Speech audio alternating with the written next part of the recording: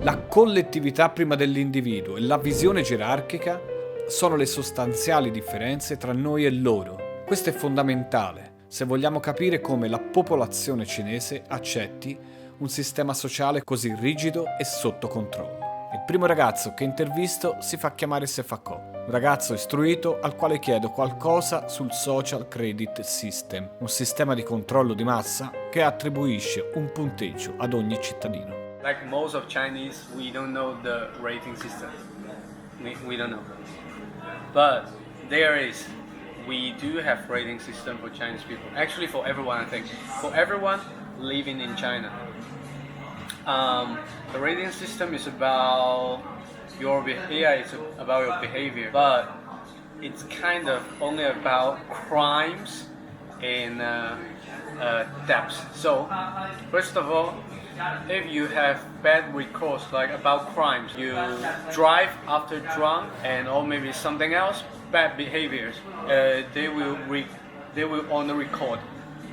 But the biggest problem is, okay, if you have a debt, you borrow money from someone else or maybe from bank before, but you didn't pay on time. One thing surprised me, even 2,000 RMB, you still on the record.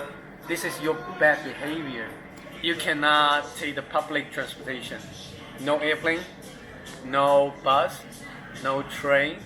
You cannot have your own company, kind of like that. Le penalità previste sono anche che non puoi uscire dalla Cina, avrai internet rallentato, non sarai ammesso negli hotel e sarai inserito in una lista nera pubblica. Se invece acquisti punti, avrai dei vantaggi: sconti su acquisti, su biglietti, su noleggi e su viaggi.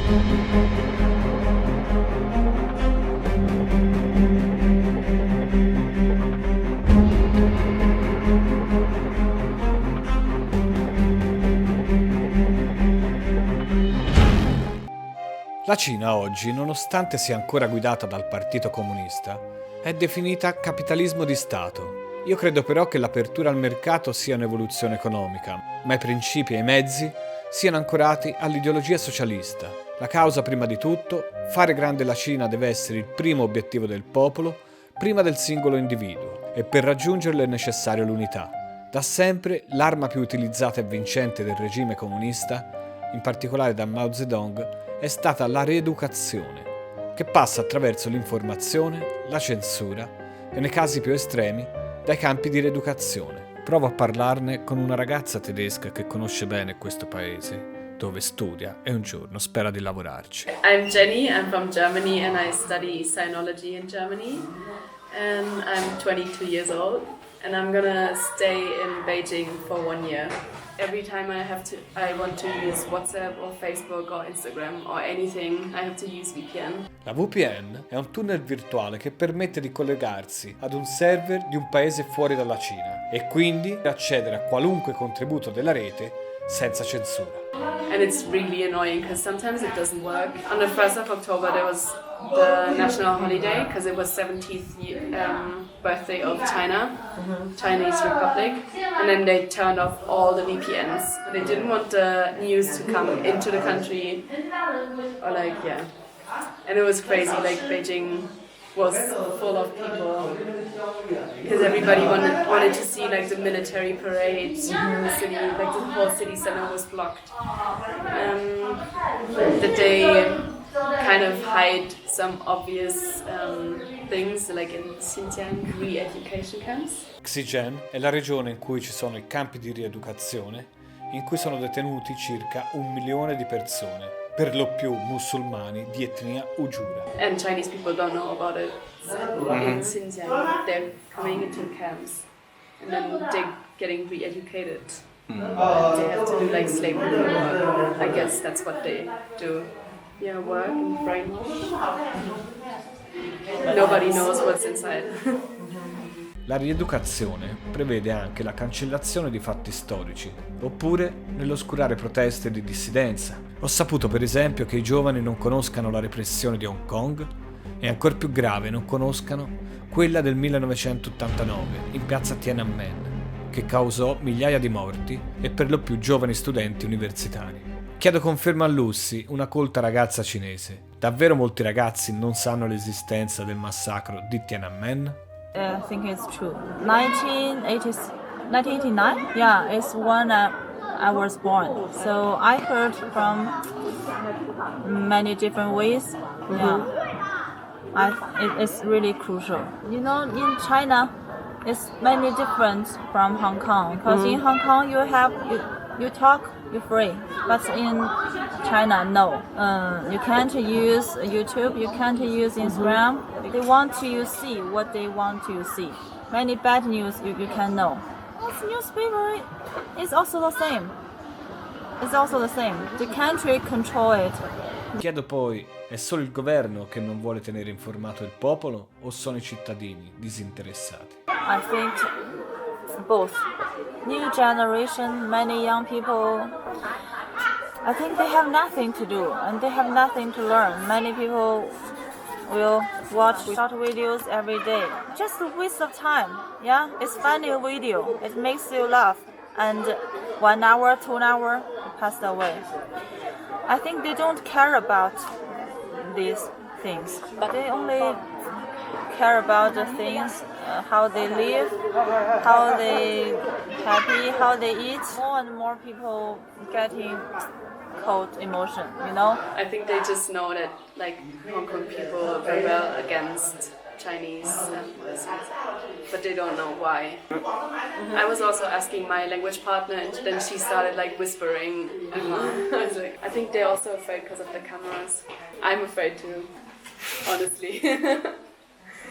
Sometimes I'm like, I can't say that now. Ma la censura non riguarda solo l'attualità, ma anche tutta la storia cinese scomoda. They know that it's like really long, that they had like a lot of dynasties.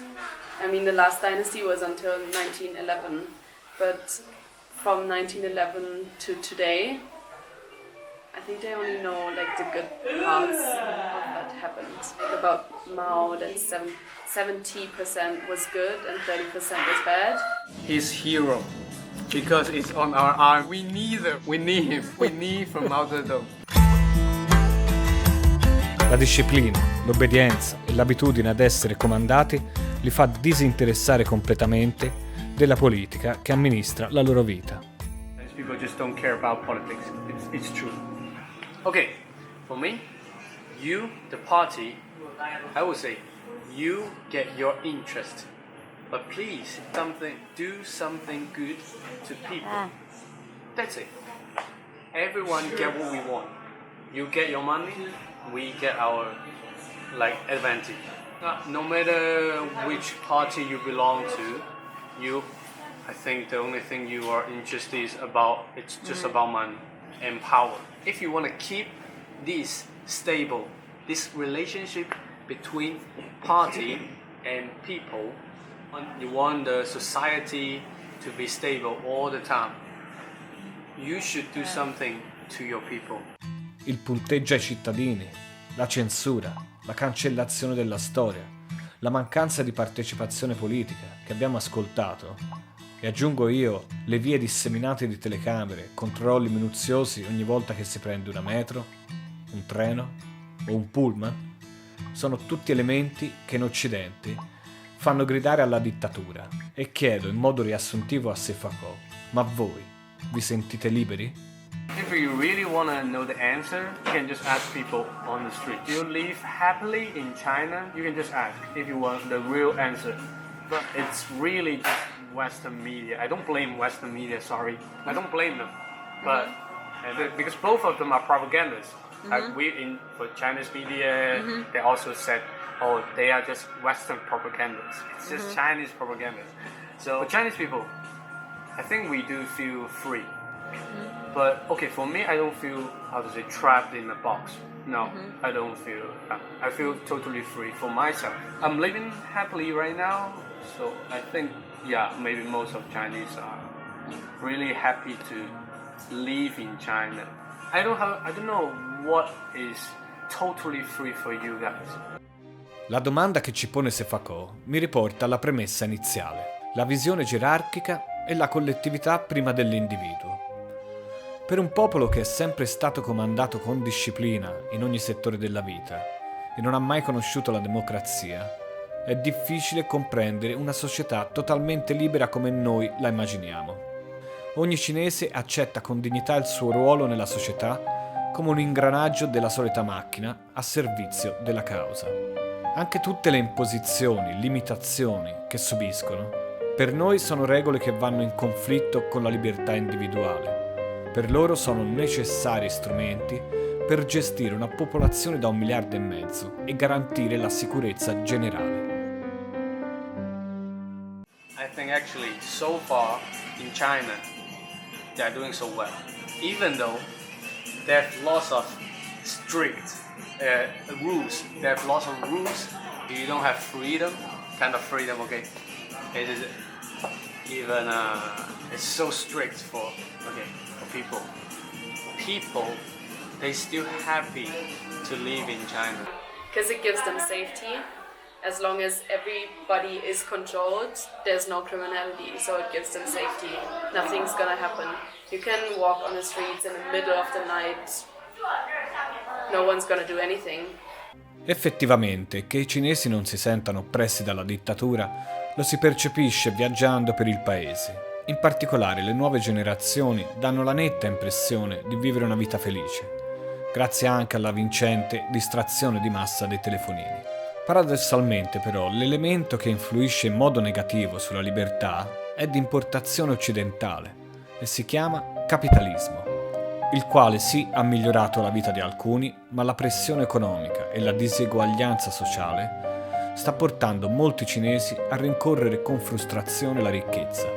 Very great development in China. They even live in a higher pressure right now.